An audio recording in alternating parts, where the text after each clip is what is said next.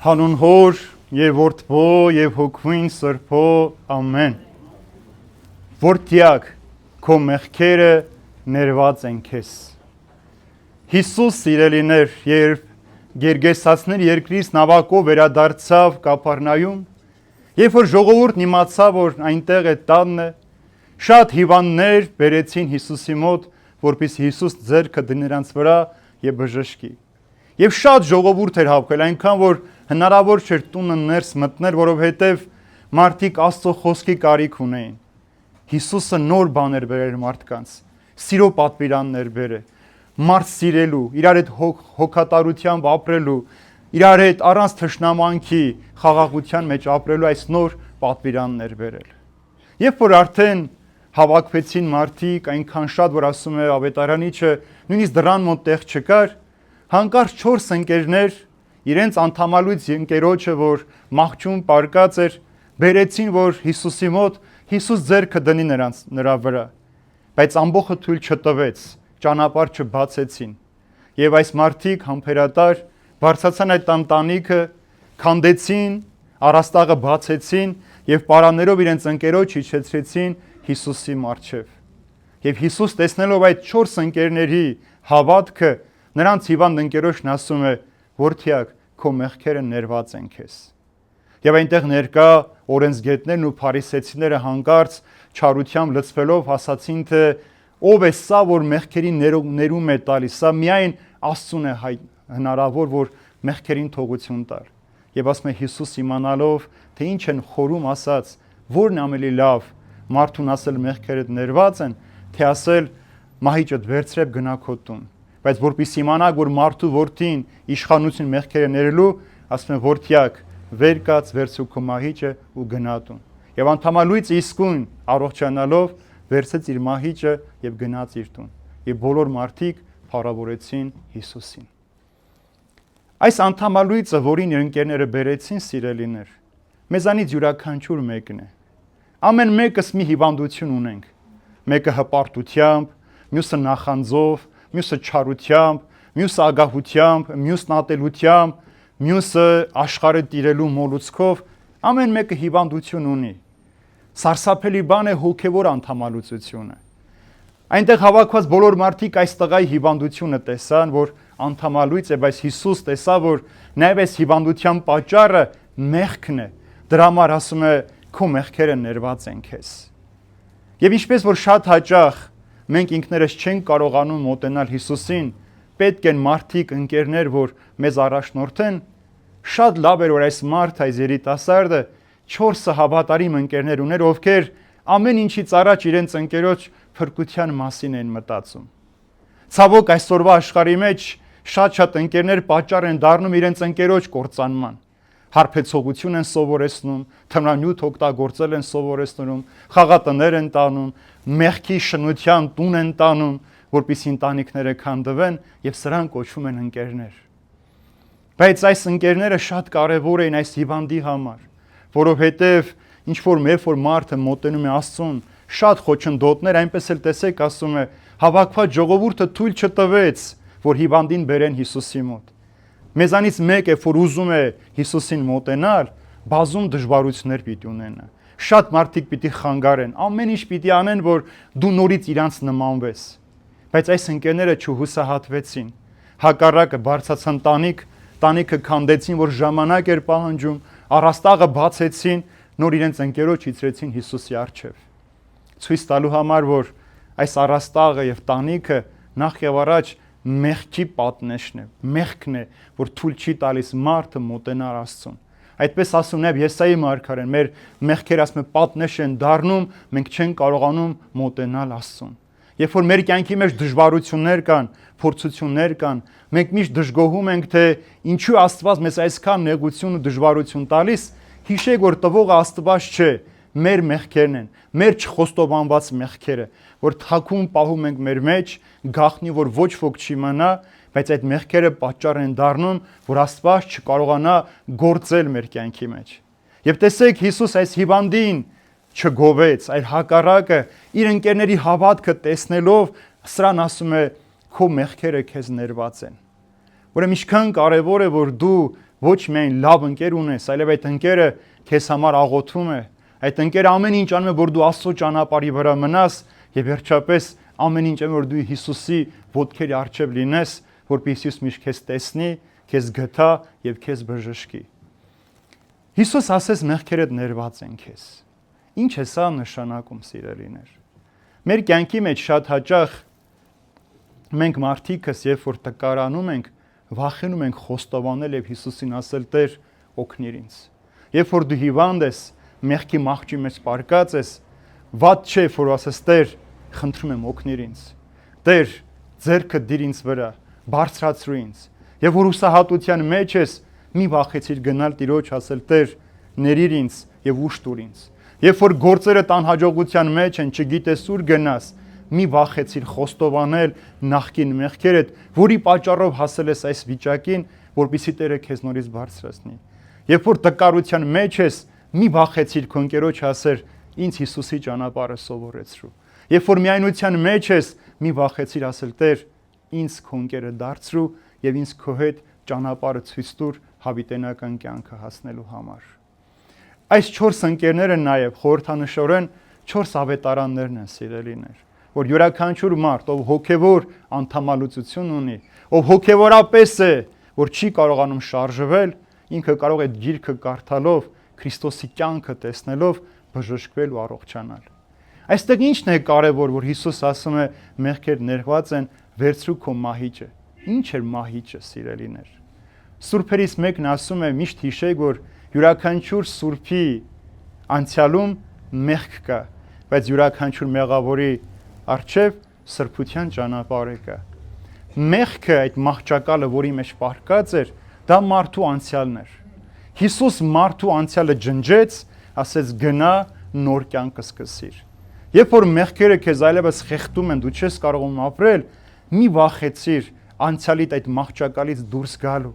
Մենք սովոր ենք կամ վարժվում ենք երբեմն այդ մեղքի մահճի մեջ մնալ։ Մեզ կարծես թե հարազատ է դառնում այդ մեղքը, այդ մահճակալը, ինչպես որ շատ հաճախ, որ սովորում ենք այդ նույնիսկ մեր բարձին, հնանում է, քրքրվում է, բայց մենք արարում ենք այդ բարձը փոխել եւ այդ դրա վրա ենք մեր գլուխը դնում, երբեմն մեր վիզը ցավացնելով, մեր մեջքը ցավացնելով, աղային կուտակումներ մեր համար ստեղծելով, բայց հրաժարվում ենք այդ բարձից հրաժարվել։ Իսկ որpիսի դու առաջ գնաս, պետք է այդ մեղքի մահճակալից դուրս գաս։ Դրա համար Հիսուս ասում է մոռացիր անցյալդ, հրաժարվիր այս մեղավոր կյանքիցդ, վերցրու ու գնա նոր կյանք ունեցիր։ Եվ ինչպես որ շատ հաճախ մեր կյանքի մեջ էլ միշտ դժգոհողներ կան եւ հանկարծ օրենսգետները, որոնց նպատակն էր մարդուն փրկության առաջնորդել, Աստծո խոսքը սովորեցնել, դժգոհեցին, թե ով է սա, որ կարող է մեղքերը ներել։ Մենք ցանկացած մարդը, որ հիվանդություն տեսնում ենք, մենք մեն արտաքին հիվանդությունը գիտենք, քաղցկեղ ունի, ողնաշարի խնդիր ունի, ոսկորների ցավ ունի, սրտի կաթված ունի, սրտի մեջ որոշակի գործողություններ կան կատարված, բայց մեն Աստված գիտի, թե ինչ մեղքեր ենք մենք գործել, գիտակցաբար, անգիտակցաբար, որ հասել ենք այստեղ։ Պողոս առաքյալն ասում է, մեղքի վարձը մահն է։ Ինչ մահ է մեր կյանքի մեջ։ Նախ բարոյական մահն է, որ դու մեղքը գործում ես, դու բարոյապես գեղեցիկ պտղածու ծառի պես այլևս պտուղներ չես տալի, մեն փարթամ գեղեցիկ տերևներ ունես արտաքինից, բայց պտուղ չունես քո կյանքի մեջ։ Իսկ պտղատու ծառը կամած ինքը անհետանում է։ Երկրորդ սիրելիներ, այդ մեղքերը բարոյական մեր բերում են հոգևոր մահվան, որ մարդը հոգևորապես մահացած է։ Ձեր կյանքում շատ մարդիկ կտեսնեք, որ կասեն, որ հավատում են Աստծուն, կասեն, որ են եկեղեցի են գնում, աղոթներ են անում, պատարագ են գնում, բայց իրենք հոգևորապես մեռած են, որովհետև այդ ամբողջ գնալը իրենց մեջ ոչինչ չի փոխում։ Մեկ երենք նույն չարախոսն են, նույն հայոյողն են, նույն վրեժ խնդիրներն են, նույն անիծաբանողներն են, նույն մարդիկ են, բան չի փոխում։ Սա հոգևորապես մարդու մեռած բան։ Անկամ Քրիստոսի մարմինը, որ ուտում ես, կյանք պիտի տա քեզ, այդ կյանքով դու չես նորոգվում։ Դու պարզապես գալիս ես, որոշակի գործողություններ, շարժումներ անում ու գնում ես։ Որպեսզի այս երկուսից հետո մեր ֆիզիկական մահը չհասնի շատ շուտ մեզ, մարդ պետք է այս հոգևոր ու բարոյական մահը կարողանա իր մեջ կենթանացնել։ Հիսուս բոլոր սրտաբեկ մարդկանց մխիթարություն է տալիս։ մահվանը մոտեցած մարդկանց կյանք է տալիս։ Այս անդամալույցը Սուրբ Գիրքը չի ասում, քանի տարի այդ անկողնու մեջ պարկած, բայց հստակ տեսնում ենք, որ մեղքի պատճառով էր այս մարդը ֆիզիկապես անդամալույց դարձել, բայց ուներ աղոթող մարդիկ։ Մեզ համար սուրբերն ամեն օր աղոթում են։ Աստվածամայրը երկնքում մեզ համար իր որդու առջև խնդրում է։ Հիսուս Հայր Աստծո առջև մեզ համար բարեխոսում ու միջնորդություն է անում։ Սուրբ Հոգին ամեն օր փորձում է նորոգել մեզ, նոր ճանապարհ ցույց տալ, բայց մենք շարունակում ենք հավատալով հանդերձ նախկին մեղավոր այդ մահճի մեջ մնալ, այդ մահճակալը մեր ձեռքի տակ դրած, փաթաթվել աշխարհի մեջ։ Այնքան հարազատացած, որ դժվարանում ենք բաժանվել։ Եվ դրա համար է Հիսուս ասում. «Վեր կաց եւ գնա քո տուն»։ Ո՞րն է մարդու տունը։ Իր փրկության, հոգու փրկության տունը եկեղեցին է, որտեղ Քրիստոս պատարակվում է, իր կյանք տվող մարմինն ու արյունը բաշխում է մեզ, որպեսզի մենք կարողանանք բժշկվել։ Եվ ինչ ենք մենք աղոթքի մեջ ամեն անգամ խնդրում։ Տեր, այս հաղորդությունը, այս մարմինը, որ մենք ճաշակեցինք, մեր բազում հանցանքների պատճառով թող դատապարտություն չդառնա մեզ համար, այլ նիզգաստություն մեր մտքին ու խորհուրդներին, մեր մարմնի բոլոր անդամներին, որպեսզի մենք դառնանք Սուրբ Երրորդության համար տաճար, որպեսզի այդ տաճարի մեջ ողորմություն գտնենք եւ հավիտենական կյանքը ժառանգենք։ Եվ անհիշաչարն Աստված այսպես է ուզում մոտենալ մարդուն։ Ամեն անգամ, երբ որ մենք իրեն գալիս ենք, մեզ պետք են այդ կարևոր խոսքեր, ինչպես այսօր Պողոս առաքյալն ասեց, որ կյանքում 3 բան է մնում մարդուն՝ հավատքը, հույսը, սերը, եւ սրանցից մեծագույնը սերն է։ Այս 3-ից ավելի զորավոր զենք աշխարհի մեջ չկա, սիրելիներ։ Մեր ժողովրդական իմաստունը, որտեղ որ սրով ու թրով չես կարող անցնել, աղ ու հացով կարող ես հաղթել։ Ուրեմն որտեղ որ մեղքին դու քո ֆիզիկական ուժով չես կարող հաղթել, դու կարող ես հավատքով, հույսով ու սիրով այդ զենքը, որ ունենես քո ձեռքերի մեջ, հաղթանակ տանել մեղքի հանդեպ եւ հասնել հավիտենական կյանքին։ Մեր ամենօրյա կյանքի մեջ, հատկապես այսօրվա երիտասարդության մեջ, ինչ կա շատ՝ հուսահատություն, ապագայի հանդեպ անորոշություն, վախ, չգիտեն, նույնիսկ սիրելով հանդերձ մարդիկ վախենում են ընտանիք կազմել, չգիտեն իրենց ինչ է սպասում։ Աշխարհը սա է սովորեցնում, որ հանկարծ չբարձրանաս, հանկարծ ոտքի չկանգնես, այդպես տկարության մեջ ապրիր։ Բայց Հիսուս ամեն օր մեր ականջին ասում է. «Վեր կաց եւ քայլիր, վեր կաց եւ արի ինձ մոտ»։ Այդ բարձրանալն է, որ մարդու մեջ մեռած է այսօր, որ մարդը վախենում է բարձրանալ, ինչպես որ երեխան, երբ որ փոքր ժամանակ ընկնում է, գոնե բարձրանա, ինքը նայում է, թե հայրը կամ մայրը որտեղ են, որ պիտի գան իրեն բարձրացնեն։ Մենք վախենում ենք ինքներս մեզ հավատալու, վստահել, որ Հիսուս ասել է. «Ձեր կյանքի բոլոր օրերում ձեզ հետ եմ լինելու, մինչև աշխարհի վախճանը»։ Այսինքն դու նույնիսկ ընկած վիճակում մենակ չես, պարզապես քո ձեռքը պիտի բարձրացնես Հիսուսի այն անտեսանելի ձեռքը, որ քեզ միշտ պաշտպանում է, բռնես ու բարձրանաս։ Հիսուս ամեն օր քեզ ասում է, որ վեր կաց ու քայլիր, մի վախեցիր քո անցյալից։ Ովքեր անգամ քեզ քո անցյալը կհիշեցնեն, մի վախեցիր, ասել այո, որ ես անցյալում ես էլ սուտ եմ խոսել, խաբել եմ, կեղծել եմ, արել եմ, բայց սա պատճառ չի, որ ես այսօր հրաժարվեմ Քրիստոսի սիրուց եւ առաջ քայլեմ։ Սա պատճառ չի, որ ես վախենամ նոր մարդ լինելու։ Աշխարհի մեջ անմեղ մարդիկ չկան։ Աստված կատարյալ մարդիկ չի փնտրում, Աստված անկեղծ մարդիկ է փնտրում։ Աստված կատարյալ հավատացյալներ չի փնտրում, Աստված մաքուր սիրտ ունեցող եւ մաքուր բերան ունեցող հավատացյալ է փնտրում,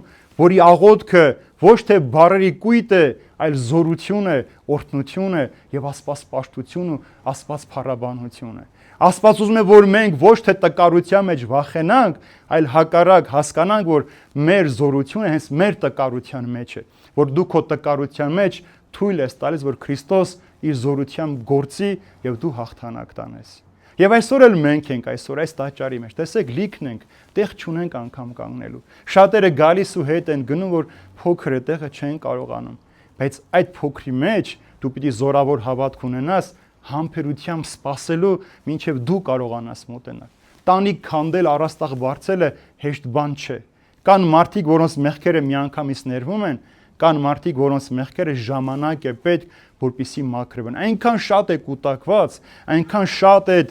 ժանգը դրել մարդու վրա, որ ժամանակ է պետք քերել այդ ամենը, մաքրից։ Դրա համար դու պիտի ունենաս աղոթող ընկերներ։ Դրա համար եկեղեցու մեջ մենք մեկ ենք դառնում, մեկս մյուսով ենք մաքրվում, մեկս մյուսով ենք զորանում, մեկս մյուսով ենք Քրիստոսին դառնում եւ փորձում Քրիստոսանման կյանք ունենալ։ Ուրեմն հավատքը, հույսը, սերը, այս զենքերը մի կորցրեք, սիրելիներ։ Երբ որ կանգնենք երկնքի արքայության առջև, այս երեք բանալիները նա պիտի դնենք այդ դուռը բացելու համար։ Եթե չբացվեց, ուրեմն երեքից մեկը կիսատ ենք ապրել այս աշխարհի մեջ։ Չի կարող մարդ ասել ես հավատում եմ, բայց չսիրել։ Չի կարող մարդը սիրել, անհույս ապրել այս աշխարհի մեջ։ Չի կարող մարդը հույս ունենալ ու անորոշ կյանքով ապրել, չհասկանալ իր կյանքի նպատակը որն է այս աշխարհի մեջ։ Ուրեմն երբ որ այս երեքը կան, մեր հոգևոր անդամալուծությունը պիտի բժշկվի։ Երբ որ դու հոգևոր անդամալուծությունդ բուժես, դու քո անցյալից չես վախենա, այլ անցյալդ ունենալով քո աչքի առջև դու ամեն օր նոր կյանք կապրես։ Եվ ամեն օր չես վախենա ընկնելուց, ամեն անգամ ընկնելուց նորից կուզես բարձրանալ, որտեղ գիտես, որ Հիսուս դրա համար է քեզ կանչել, որ ընկնելուց հետո անպայման բարձրանաս եւ իրիդ քայլես դեպի հավերժության ճանապարհը։ Թող Տեր օրհնի մեզ բոլորի սիրելիներ, իր խաղաղության մեջ պահի, որպեսզի մենք միշտ չվախենանք, ինչ էլ որ մեր կյանքի մեջ լինի, անպայման ուզենանք բարձրանալ։ Ցախորթություն կլինի, դժվարություն կլինի, կորուստ կլինի, մահ կլինի,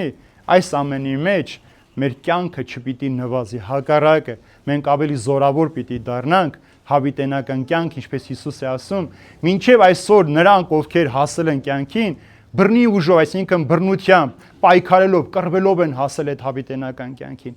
Ձրի մեզ անգամ ուտելիք չեն տալիս, որ մենք ուտենք, ուր մնաց, որ մենք հավիտենական կյանքը առանց աշխատելու ունենանք։ Ուրեմն պիտի քո բաժին գործը կատարես, որ Տերը օրհնի եւ դու հաղթանակած քո մահճով հանդերձ միանաս Տիրոջը երկնքի արքայության մեջ։ Այժմ եւ հավիտյանս հավիտենից ամեն։